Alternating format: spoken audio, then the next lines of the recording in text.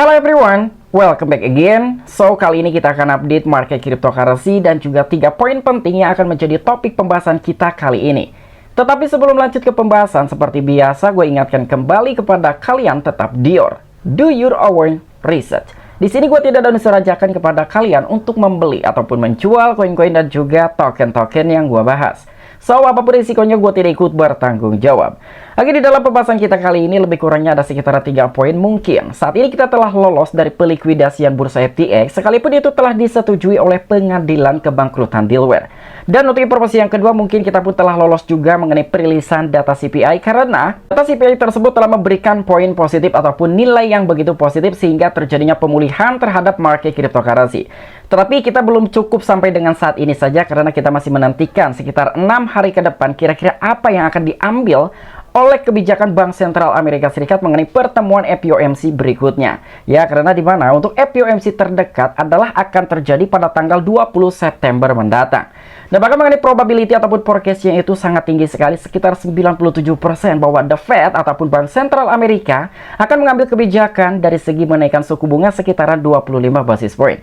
So, jadi menurut gua, buat kalian jangan terlalu have fun dulu untuk kondisi market cryptocurrency hari ini. Lebih baik kalian siapkan amunisi. Apabila sewaktu-waktu kebijakan yang telah diambil oleh Bank Sentral Amerika Serikat adalah harus menaikkan suku bunga walaupun hanya sepersekian persen saja ataupun setara dengan 25 basis point. Karena mungkin itu pun akan mempengaruhi juga terkait volatilitas market cryptocurrency. Dan tanpa buka kira sorbat gua untuk teman-teman semua, so di sini gue ucapkan banyak-banyak terima kasih kepada kalian yang selalu support channel ini. Dan yang bermampir atau yang baru menemukan channel ini, silahkan klik tombol subscribe terlebih dahulu, walaupun gue tidak memaksa kalian untuk subscribe channel ini.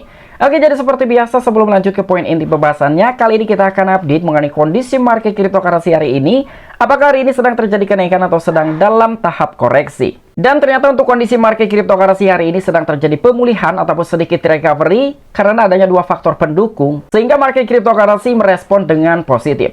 Walaupun dari segi volume perdagangan sedang terjadi penurunan ataupun koreksi sekitar 13,72%. Tetapi dari segi market cap secara global di dalam industri cryptocurrency sedang terjadi kenaikan 1,12%. Di sini pun kita bisa melihat ya, untuk Bitcoin sedang terjadi kenaikan 0,85%, ada juga Ethereum di atas 1%, dan juga beberapa altcoin lainnya. Lebih rata-rata beberapa altcoin itu sedang mengalami kenaikan, walaupun masih ada beberapa altcoin yang sedang terjadi penurunan. Oke, jadi untuk informasi lebih lengkap dan lebih lanjutnya seperti apa, so gak perlu banyak basa-basi, kita langsung saja masuk ke sumber informasinya.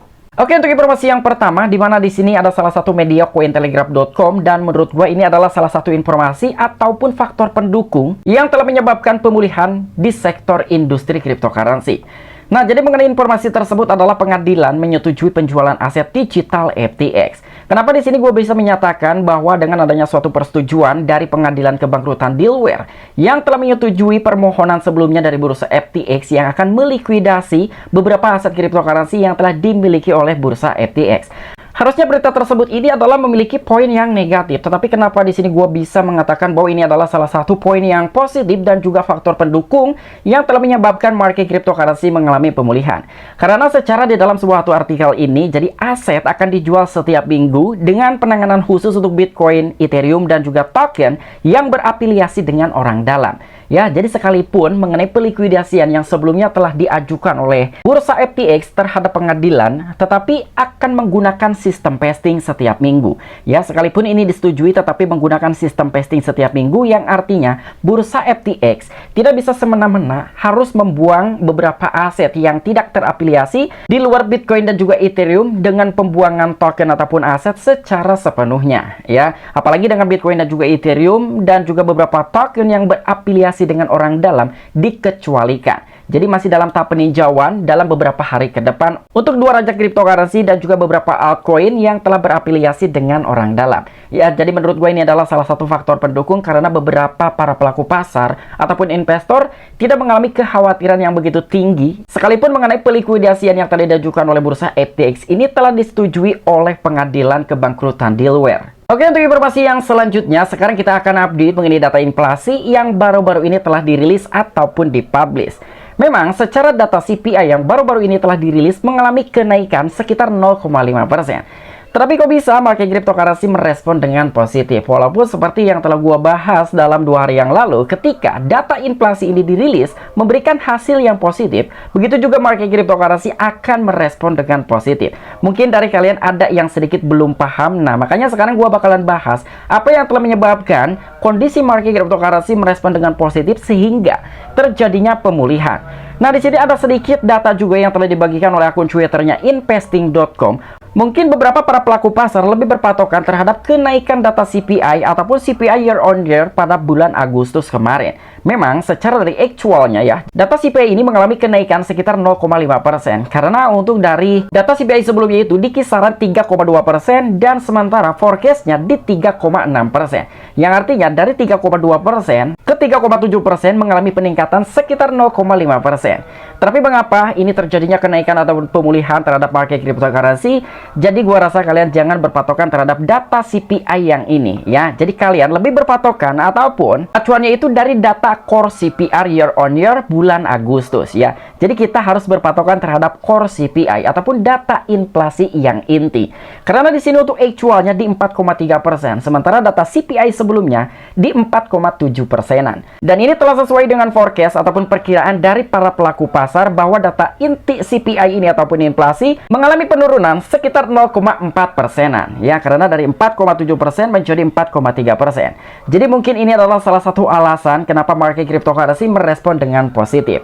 Lalu apa tahapan selanjutnya? Apakah kita cukup sampai dengan di sini saja? Menurut gua tidak sampai di sini. Dimana pada pertemuan FOMC berikutnya. Dan kira-kira apa yang akan diambil oleh kebijakan Bank Sentral Amerika Serikat dengan data-data dari CPI ini adalah salah satu acuan untuk Bank Sentral Amerika Serikat mempertimbangkan apakah harus dinaikannya suku bunga atau tidak dinaikannya suku bunga. Dan untuk informasi yang terakhir, inilah penentuan mengenai volatilitas market cryptocurrency yang akan terjadi di bulan September. Seperti yang telah gue bilang di awal, mungkin kita telah lolos dari pelikuidasian bursa FTX karena adanya sistem vesting. Dan yang kedua, kita juga telah lolos dari data inflasi yang memberikan nilai positif. Tetapi kita belum lolos mengenai kebijakan suku bunga yang akan dipertimbangkan ataupun yang akan diambil oleh Bank Sentral Amerika Serikat. Sementara untuk pertemuan FOMC berikutnya akan terjadi masih di bulan sekarang ataupun bulan September, sekitar 6 hari 6 jam 17 menit ke depan. Yang artinya pada tanggal 20 September mendatang, Bank Sentral Amerika Serikat akan menentukan apakah suku bunga tersebut itu harus dinaikkan atau tidak dinaikkan. Dan secara probabilitasnya di sini menurut para pelaku pasar, kemungkinan Bank Sentral itu akan mengambil kebijakan harus menaikkan suku bunga sekitar 25 basis point.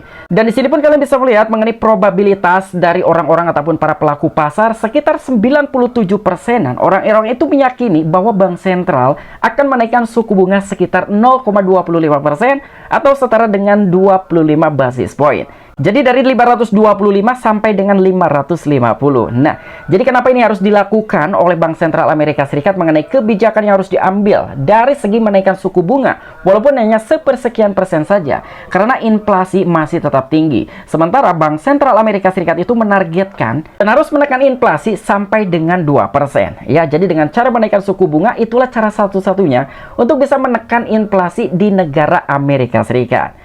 So, mungkin itu aja informasi-informasi yang bisa gua sampaikan kepada kalian mengenai update-update terbaru mengenai kondisi market cryptocurrency dan juga beberapa poin-poin penting yang akan terjadi di bulan sekarang.